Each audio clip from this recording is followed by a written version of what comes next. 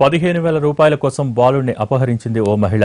రాజేంద్ర నగర్ 9 నెంబరులో నివాసం ఉండే ఫిలాస్ జకియా దంపతులకు సోను, రేష్మ ఇద్దరు సంతానం. ఈ నెల 3న ఇద్దరు పిల్లలు వీధిలో ఆడుకుంటుండగా ఆటోలో వచ్చిన ఓ మహిళ వారికి మాయమాటలు చెప్పి సోనును తన వెంట తీసుకెళ్లింది. విషయం తెలుసుకున్న తల్లిదండ్రులు రాజేంద్ర నగర్ పోలీస్ స్టేషన్లో ఫిర్యాదు చేశారు. సంఘటన జరిగిన చోట ఉన్న సీసీ కెమెరాలోని ఫుటేజీలను పరిశీలించిన పోలీసులు చిన్నారిని ఆటోలో తీసుకువెళ్తున్న మహిళను ఫయీమా బేగంగా గుర్తించారు. అంతేగాక సోను అక్క రేష్మ సదరు మహిళను గుర్తించడంతో ఆమెను అదుపులోకి తీసుకున్నారు పోలీసులు. ఫయీమా బేగం కొన్ని రోజుల క్రితం వరకు బాధిత కుటుంబం ఉండే ఇంటి పక్కనే అద్దెకు ఉండేది. ఇటీవల కిషన్ బాగ్కు మారింది. అక్కడ ఆమెకు పరిచయమైన ఓ కుటుంబం తమకు మగపిల్లాడు కావాలని అడిగారు. దీంతో తనకు తెలిసిన వారి వద్ద బాలుడు ఉన్నాడన్న ఆమె 15,000 రూపాయలు ఇస్తే తీసుకొస్తానని చెప్పి సోనును కిడ్నాప్ చేసి విక్రయించింది. ఫయీమా బేగంను విచారించిన పోలీసులు బాలుణ్ణి కొనుగోలు చేసిన కుటుంబాన్ని అదుపులోకి తీసుకున్నారు. బాలుణ్ణి తల్లిదండ్రులకు అప్పగించారు.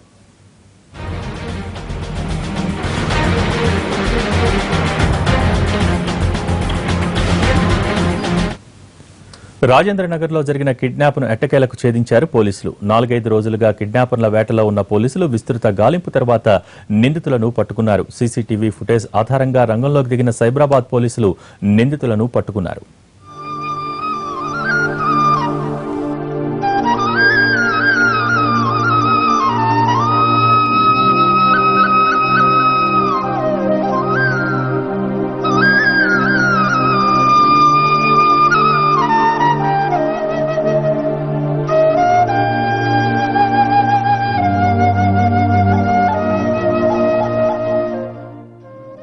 बहुत शुक्रिया पुलिस वालों का, साहब लोगों का।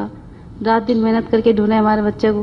एक ही बेटा था हमारे को भी, 4 लड़कियां, एक ही लड़का था। ये सब लड़के के वास्ते तड़प रहे थे कितने दिन से, बच्चे के वास्ते हम लोग। वो सीसीटीवी फुटेज और जो भी डंप एनालिसिस है, ऑटो को ट्रेस करना, वो सब होने के बाद फिर हमने अपना एसओटी टीम को ये काम दिया। वो 10-12 आदमी का टीम वो पूरा कम्युनिटी में उतर के ये सीसीटीवी फुटेज अपने फोन्स में लेके सबको दिखाया है। सो 3rd 4th के दिन ये काम भी चला एंड 4th के दिन we got a break through.